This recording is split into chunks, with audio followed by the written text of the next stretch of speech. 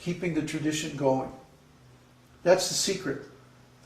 Krishna gives knowledge according to need to know. So if you take responsibility, then you have a need to know. If you don't accept that responsibility, you don't have any need to know beyond your own personal salvation. See?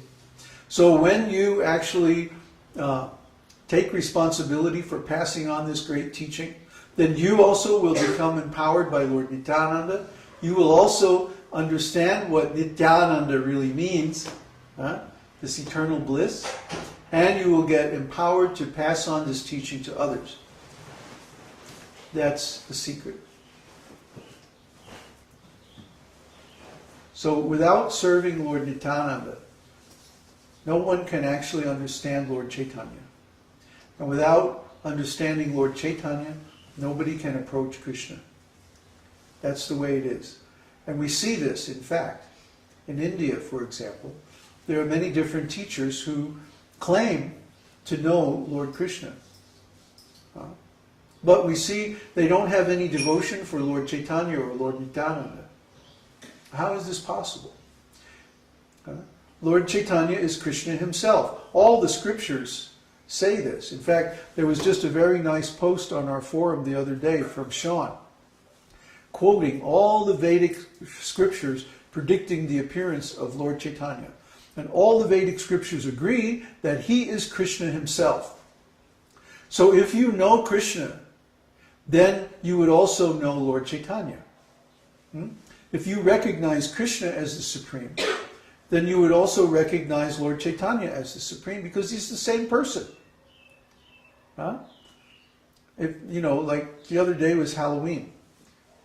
So if you know me, and then I put on some silly Halloween costume, I'm still the same person, and you would recognize me if you really knew me, whether I had a costume on or not.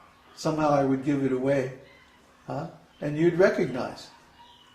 So similarly, when Lord Caitanya appeared in Navadvip, all the advanced devotees there immediately recognized him. Oh, this is Krishna. Get her something to drink.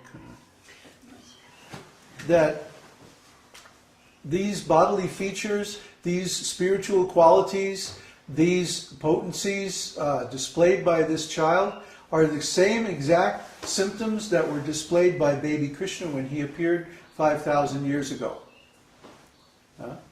So whether Krishna appears as Krishna or Rama or Chaitanya or in any form that he might appear, then everyone who knows him can recognize him. So if someone claims to be a guru or spiritual teacher and they claim to know Krishna, but they don't recognize Lord Caitanya, then how can they be accepted as bona fide?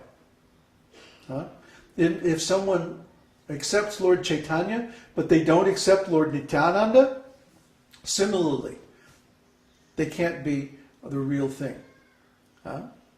Because Lord Nityananda is the original guru. So if you know Guru, then you would recognize the principle of Guru in Lord Nityananda. Because Guru is one. Whether Guru appears in this form or that form or any form, that same Guru principle, that same energy of Guru is there. So if you recognize Guru, if you know what is Guru, then whenever you see a manifestation of Guru, no matter in which form, then you would recognize. Oh, this is that same personality, this is that same energy, that same principle. That's the science of spiritual life. That is the actual Vedic science. That if we know what is God, what is Guru, what is truth, then whenever we encounter God or Guru or truth, we can recognize them. We can see them. We know who they are.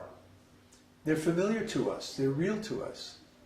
So even though they may put on a little different costume, a little different form or appearance, we still recognize them as who they are. Those who are not self-realized, they cannot recognize them. Because if you know, what does it say? It takes one to know one. Right? So if you're self-realized, if you have the actual truth, then you see someone else who has that truth, you can say, oh yes, he knows too. See? So if you don't have that truth, then you may see someone who has it and completely miss. Like there were so many who came and tried to join Srila Prabhupada's movement, and then they left again. Or they forgot. Or they rejected even. Personally I can't imagine anyone rejecting Srila Prabhupada, but it happened. That means they could not recognize Guru.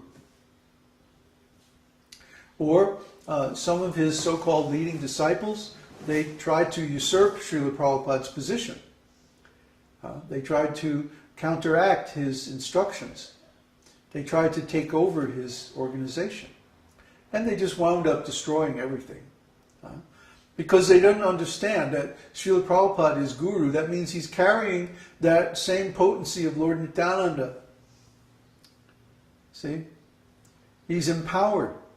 How could Srila Prabhupada spread this Krishna consciousness all over the world without being empowered by God? Therefore, some of his contemporaries who understood these things, they recognized that Srila Prabhupada is Shaktaveshavatar. And Guru is a kind of avatar in the sense that he's empowered by the Lord to perform this function of carrying on the teaching, presenting the teaching as it is without changing anything. So we should understand, what is Guru? Guru means he who is empowered to distribute the science of Vedic transcendental knowledge without changing anything. So when we see the activities of Guru are he's teaching from the Vedic scriptures in such a way that other people also realize the same thing. And if we see that, then we know, oh, this is Guru.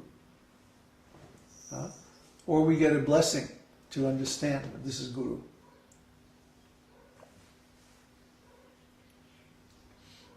So I've described a little bit about Lord Caitanya and Lord Nityananda. Is anybody logged in besides Neville? Yeah, it's Peter, Swati, Laura, Neville, and Johannes. Oh, good, good. Everyone, they figured it out, huh? More or less, yeah. Yeah. Okay, so let's open up for questions. Lord Nityananda would be the original freak-out acharya. Yeah. He freaked everybody out. Because in those days especially, things were very formal. A sannyasi was expected to act in a certain way. A brahmana was expected to act in a certain way. So Lord Nityananda, although he was a renunciant, he wasn't a typical sannyasi. In fact, when he was traveling, he broke his sannyas danda into pieces and threw it in the river. And that signified, he also broke Lord Chaitanya's danda and threw it in the river. Everybody was asking, why did you do that? He's saying, Lord Caitanya doesn't need a danda. In other words, we don't require these formal principles of Vedic religion because we're not on the platform of karma kanda. We're on the platform of upasana kanda, of direct realization of the absolute truth. Okay? In direct realization, you don't need any external formalities because it's all about consciousness. We've talked about this again and again and again. The external formalities are there to reform us if we're in a fallen state. But once we're not in a fallen state anymore, the external things become redundant. It's just like if you have a disease, you have to take medicine to correct it. But once the disease is finished, you don't need any more medicine. You're healthy. So you stop taking the medicine. And then you can engage in the activities of a healthy person. See? So in material consciousness, all our activities are diseased.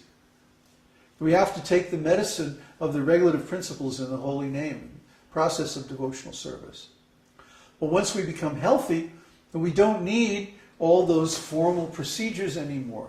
Simply our spontaneous love for the Lord will move us to perform so many spiritual activities, actually constantly. constant spiritual activities, without any need for external rules, regulations, or so on. Question from Laura. Ah, I think she was asking in between, you were saying when Yogaima died, so she's saying, but can you beg forgiveness of Guru every day until it is given, even if it takes the rest of your life? but that's the point. Guru always gives forgiveness. Guru is never holding a grudge on anybody.